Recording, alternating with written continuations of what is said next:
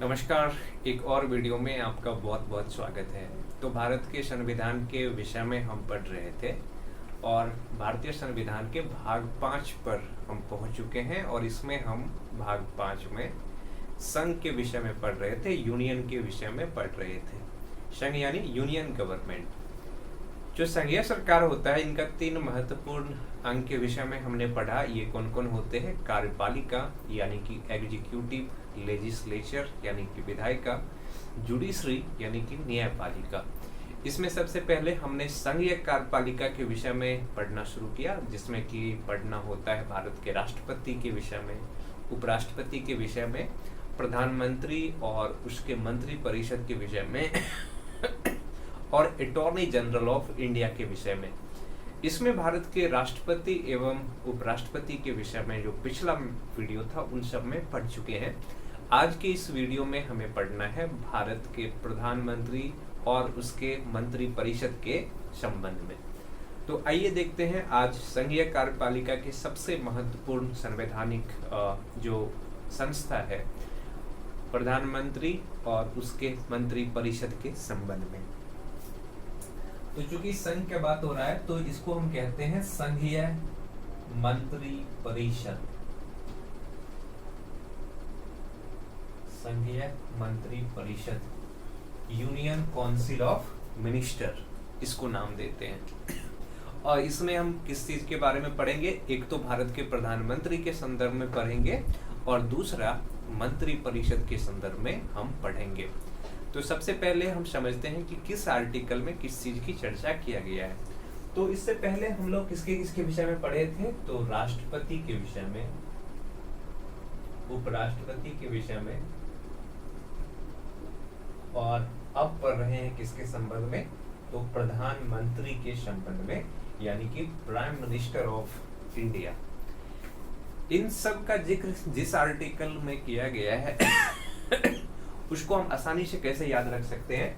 तो देखिए, राष्ट्रपति से आप शुरू कीजिए, यहाँ पे लिखिए 5, 6, 7, यहाँ 2 से शुरू कीजिए 2, 3, 4। यानी कि राष्ट्रपति के बारे में जिस आर्टिकल में चर्चा किया गया है वो है आर्टिकल 52।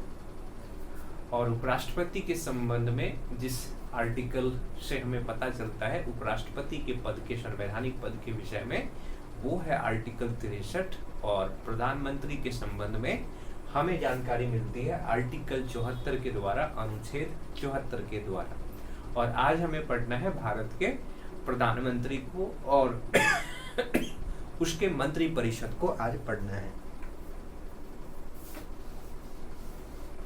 तो सबसे पहले हम समझते हैं आर्टिकल 74 में क्या कहा गया है। आर्टिकल 74, आर्टिकल 74, अनुच्छेद 74। अनुच्छेद 74 में कहा गया है कि भारत का एक प्रधानमंत्री होगा, या नहीं कहा गया है। आर्टिकल 74 की भाषा को देखें तो इसमें कहा गया है कि राष्ट्रपति को सहायता एवं सलाह देने के लिए,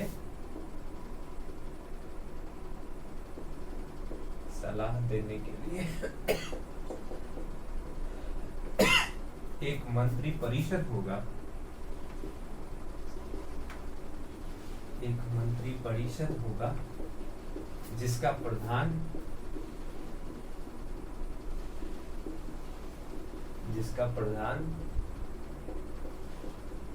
प्रधानमंत्री होंगे। जो आर्टिकल 74 है, अनुच्छेद 74 है, इसमें कहा गया है कि राष्ट्रपति को सहायता एवं सलाह देने के लिए एक मंत्री परिषद होगा जिसका प्रधान कौन होंगे? प्रधानमंत्री होंगे।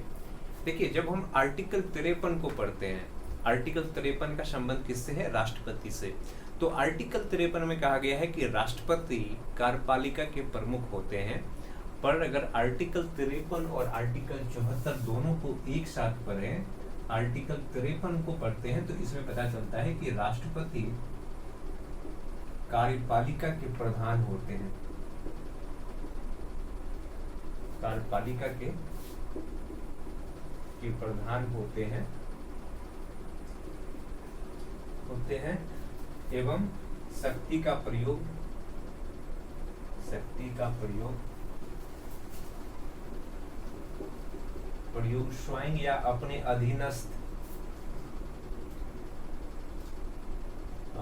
अधीनस्थ अधिकारियों के मदद से करते हैं।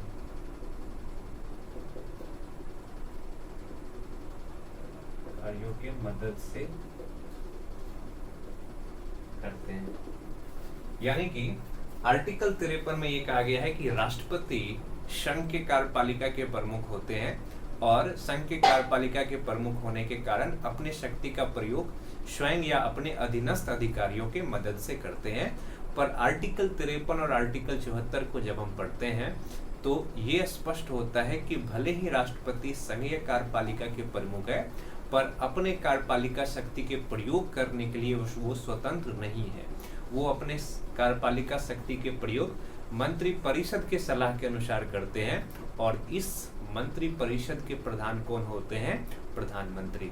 तो आर्टिकल 53 और आर्टिकल 74 को जब दोनों को हम एक साथ देखते हैं तो ये निष्कर्ष निकलता है कि जो राष्ट्रपति होते हैं, राष्ट्रपति संवैधानिक प्रमुख या कार्यपालिका के प्रमुख होते हैं। जो राष्ट्रपति होते हैं, राष्ट्रपति संवैधानिक प्रमुख होते हैं, जबकि जो प्रधानमंत्री होते हैं, प्रधानमंत्री वास्तविक प्रमुख होते हैं। वास्तविक शक्ति प्रधानमंत्री के पास होता है।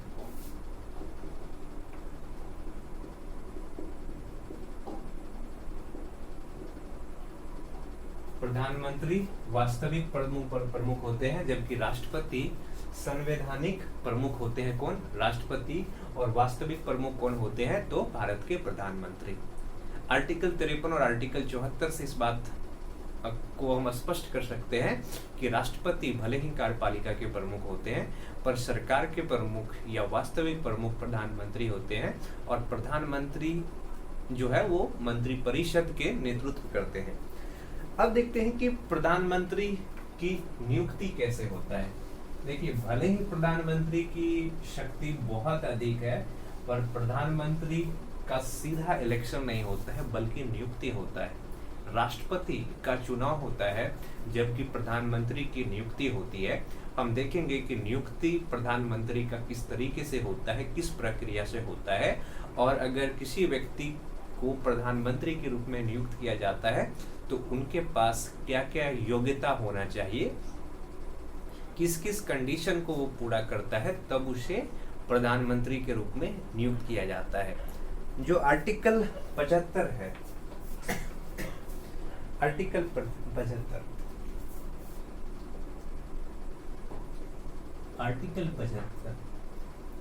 75 में दो चीज कहा गया है कि प्रधानमंत्री की नियुक्ति राष्ट्रपति करेगा। प्रधानमंत्री की नियुक्ति राष्ट्रपति करेगा। प्रधानमंत्री की नियुक्ति राष्ट्रपति करेगा और अन्य मंत्री की नियुक्ति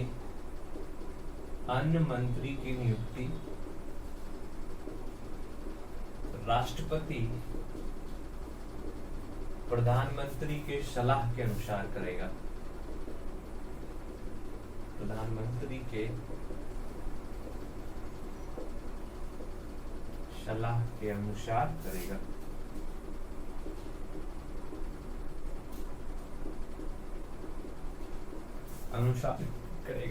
जो आर्टिकल 75 है भारतीय संविधान का, इसमें दो चीज स्पष्ट किया गया है। पहला कि प्रधानमंत्री की नियुक्ति राष्ट्रपति करेगा और अन्य मंत्रियों की नियुक्ति राष्ट्रपति प्रधानमंत्री के सलाह के अनुसार करेगा।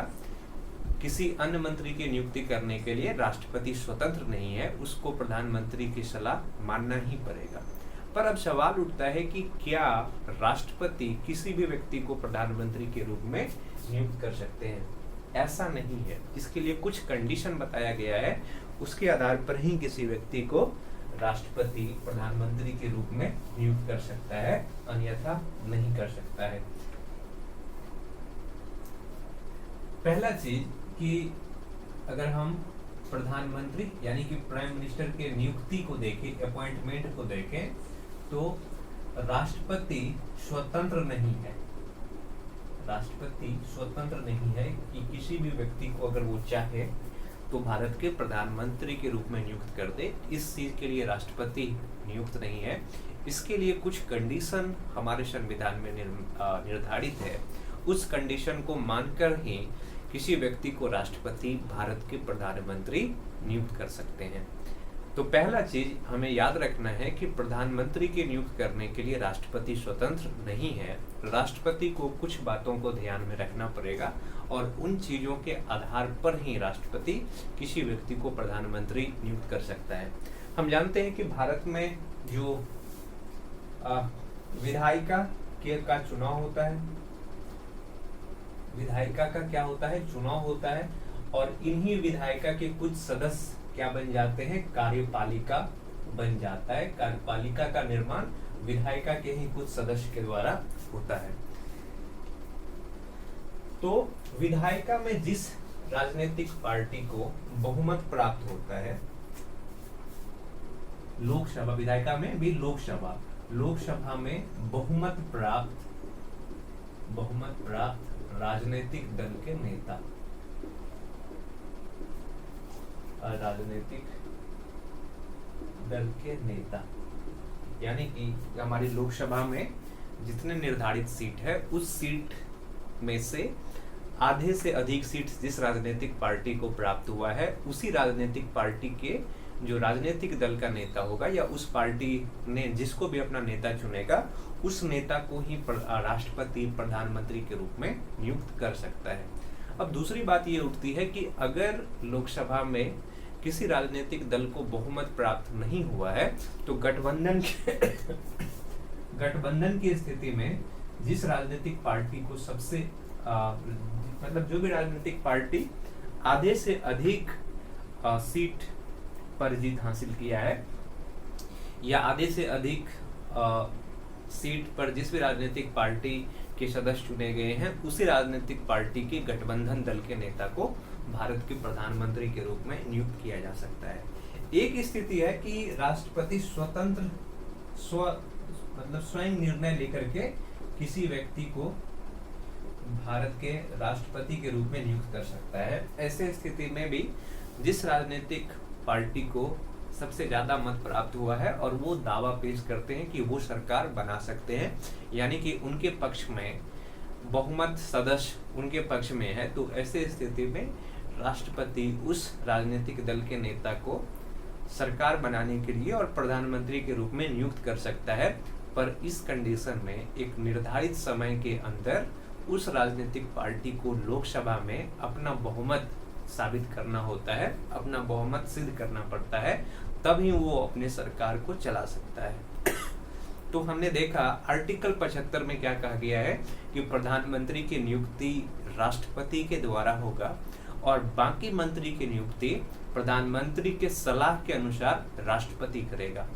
पर राष्ट्रपति प्रधानमंत्री की नियुक्ति करने के लिए स्वतंत्र नहीं है, वो उसी राजनीतिक पार्टी के नेता को प्रधानमंत्री के रूप में नियुक्त करेगा जिसने लोकसभा में बहुमत प्राप्त किया है, या अगर गठबंधन की स्थिति बन रही है तो गठबंधन में जिस गठबंधन के पास सबसे ज्यादा उम्मीदवार है उसी को क्या कर सकता है कि भारत के राष्ट्रपति प्रधानमंत्री के रूप में नियुक्त कर सकता है। जैसे कि इस बार जो लोकसभा का चुनाव हुआ, इसमें जो जिस राजनीतिक पार्टी का नेता चुना गया उसमें एक तो बीजेपी है और बीजेपी के साथ बहुत सारे दूसरे राजनीतिक पार्टी है जिन्होंने मिला करके एनडीए गठबंधन बनाया है, एनडीए अलायंस बनाया है। और इस अलायंस को चूंकि बहुमत प्राप्त है तो इसी अलायंस के सदस्य को प्रधानमंत्री के रूप में नियुक्त किया जाएगा। और इस अलायंस के जो नेता है वो प्रमुख नेता चूंकि नरेंद्र मोदी है, तो नरेंद्र मोदी फिर से प्रधानमंत्री के रूप में नियुक्त होंगे। तो आर्टिकल 75 को हमने समझा, जिसमें कहा गया है कि भारत के जो राष्ट्रपति है वो प्रधानमंत्री की नियुक्ति करते हैं और प्रधानमंत्री की सलाह पर अन्य मंत्रियों की नियुक्ति किया जाता है। देखिए, जो अन्य मंत्रियों की नियुक्ति किया जाता है तो अन्य मंत्रियों की जो समूह होता है इसको कहते हैं काउंसिल ऑफ मिनिस्टर। और काउंसिल ऑफ मिनिस्टर या फिर ये जो मंत्री परिषद होते हैं, ये 3 तरह के होते हैं। जो सेंट्रल काउंसिल ऑफ मिनिस्टर है, केंद्रीय मंत्री परिषद, ये जो केंद्रीय मंत्री परिषद है ये 3 तरह के होते हैं। सबसे पहला जिस तरह के होते हैं उसका नाम है कैबिनेट मंत्री। कैबिनेट मंत्री, पहले तरह के मंत्री को कहा जाता है कैबिनेट मंत्री। जो कैबिनेट मंत्री होते हैं ये सबसे महत्वपूर्ण पद है मंत्री परिषद में, प्रधानमंत्री के बाद, क्योंकि प्रधानमंत्री तो पूरे मंत्री परिषद के नेतृत्व करते हैं, तो उसके पास शक्तियां सबसे ज्यादा होता है और उसका निर्णय सबसे ज्यादा महत्वपूर्ण होता है। अंतिम निर्णय उसी का माना जाता है। पर उसके बाद जिस मंत्री का सबसे महत्वपूर्ण शक्ति होता है और महत्वपूर्ण काम में या निर्णय में योगदान होता है वो है कैबिनेट मंत्री का। और कैबिनेट मंत्री अपने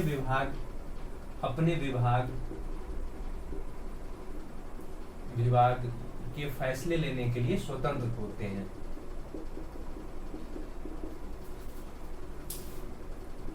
फैसले लेने के लिए स्वतंत्र होते हैं। जो केंद्रीय मंत्री होता है, जो कैबिनेट मंत्री होता है, वो अपने विभाग के फैसले लेने के लिए स्वतंत्र होते हैं। वो अपने विभाग के फैसले ले सकते हैं और ये अपने विभाग के प्रमुख होते हैं। अपने विभाग के प्रमुख,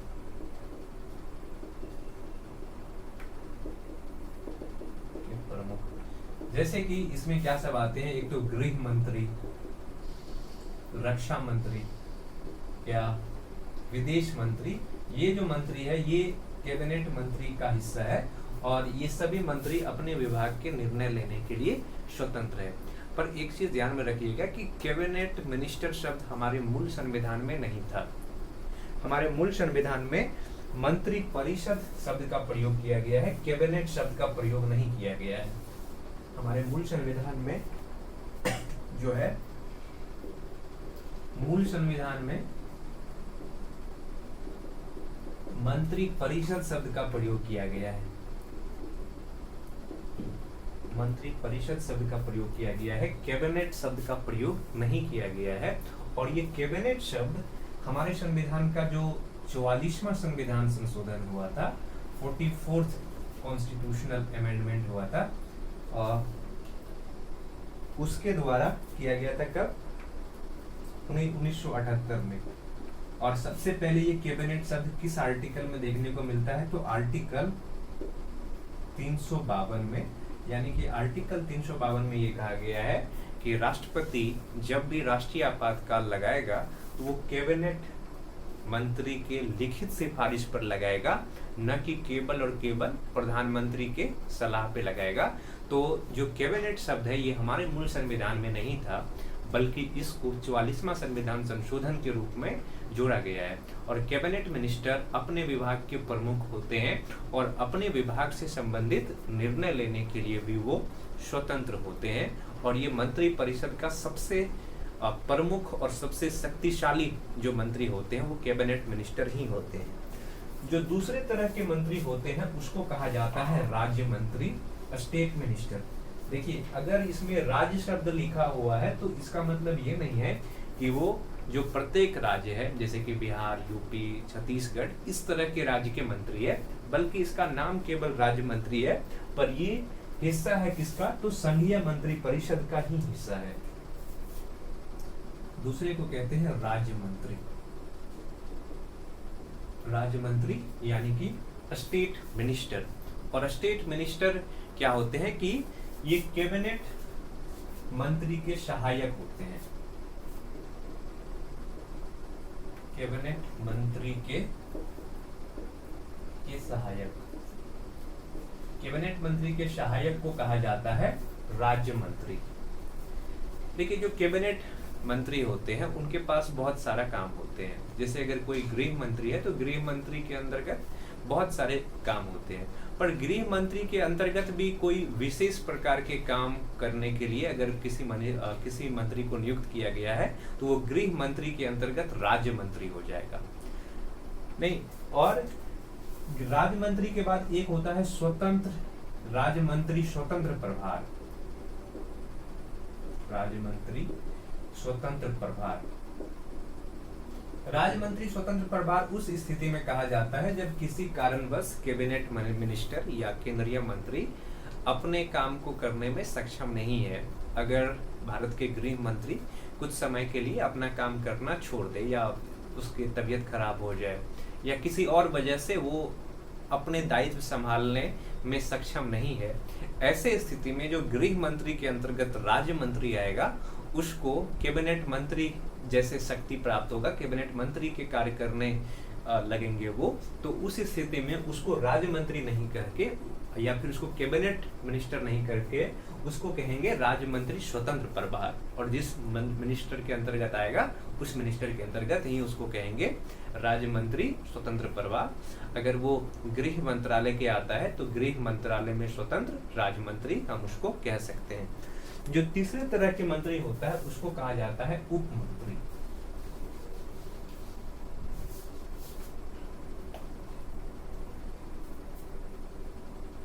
उप मंत्री,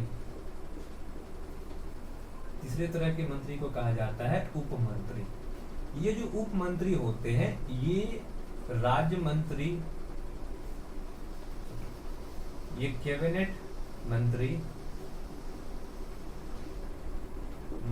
एवं राज्य मंत्री के अधीन कार्य करता है, के अधीन कार्य करता है।